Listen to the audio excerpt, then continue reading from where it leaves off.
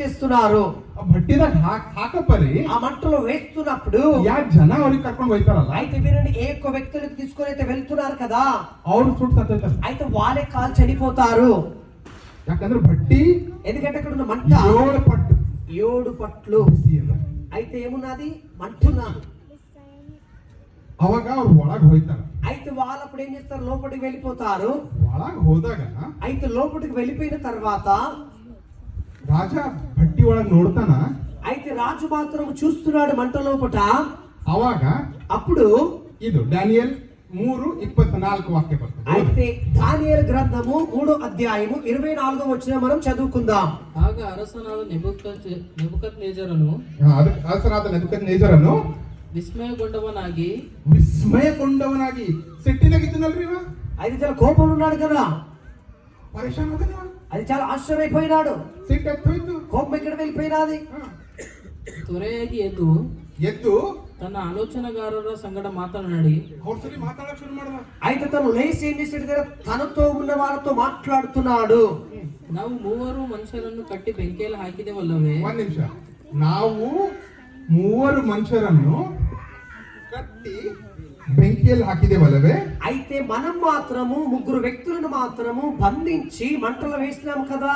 ಆಗ ಅವರು ಅರಸನಿಗೆ ಓ ಅರಸನೇ ಹೌದು ಸತ್ಯ ಎಂದು ಉತ್ತರಿಸಿದರು. ಆಗ ಅರಸನು ಅವರಿಗೆ ಪ್ರತ್ಯುತ್ತರವಾಗಿ, ಇಗೋ, ಕಟ್ಟಲ್ಪಡದ 4 ಮನುಷ್ಯರನ್ನು ಬೆಂಕಿಯಲ್ಲಿ ನಡೆಯುತ್ತಿರುವುದನ್ನು ನೋಡುತ್ತೇನೆ. ಕಟ್ಟಲ್ಪಡದ 4 ಜನರನ್ನು ನಾನು ಬೆಂಕಿಯಲ್ಲಿ ನೋಡುತ್ತಾ ಇದ್ದೇನೆ. ಮುಂದೆ ಅವರಿಗೆ ಯಾವ ಹಾನಿಯೂ ಇಲ್ಲ. ಅಲ್ಲದೆ 4ನೇಯವನ ರೂಪವು ದೇವಕುಮಾರನ ಆಗಿದೆ ಎಂದು ಹೇಳಿದನು. ಆಮೆನ್. ಅವರಿಗೆ కట్టి బెంకిలో ಹಾಕ್యారు. వినండి, ప్రతి ఒక్కరు జాగ్రత్తగా. వాళ్ళని ఏం చేశారంటే వాళ్ళని బంధించి వాళ్ళకి మంటలో వేసేసినారు. బంధనెల్లి అయితే ఒక బంధకములో ಅವರಿಗೆ ಬೆಂಕಿಯಲ್ಲಿ ಹಾಕ್ಯಾరు. అయితే వాళ్ళకి మంటలో వేసేసినారు. బైబిల్ ಹೇಳ್ತದ ಅವ್ರ ಕೂದಲು ಬಿ ಸುಟ್ಟಿಲ್ಲ. అయితే వినండి, బైబిల్ మాత్రం సెలవిస్తున్నది వాళ్ళకు వెంట్రుకలు మాత్రం కూడా కాలిపోలేవు, బట్టೆ సుట్టిಲ್ಲ, బట్టలు కూడా కాలిపోలేవు, సుట్టిಲ್ಲ, అయితే వాళ్ళ సాక్సులు కూడా కాలిపోలేవు.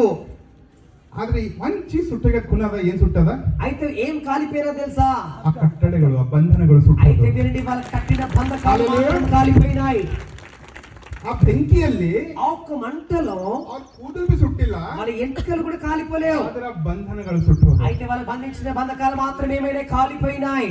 ನಾವು ಬಹಳ ಸರಿ ಬೆಂಕಿಯಲ್ಲಿ ಹೋಗುವಾಗ అయితే మనం చాలా సార్లు మంటలకు వెళుతున్నప్పుడు ನಾವು ಹೇಳಬಹುದು, అయితే మనం అనొచ్చు, ಯಾಕೆ ದೇವರೇ ನನ್ನ ಸರಿ ಹಿಂಗಾಗ್ಲತ್ತದ? అయితే ఎందుకు దేవుడు నాతో ఈ విధంగా జరుగుతున్నది? ಯಾಕೆ ಸ್ವಾಮಿ ನನ್ನ ಸರಿ ಹಿಂಗಾಗ್ಲತ್ತದ? అయితే ఎందుకు ప్రభువా నాతో ఈ విధంగా జరుగుతున్నది? ಯಾಕೆ ಬೆಂಕಿಯಲ್ಲಿ ನಡೆದಿದೆ?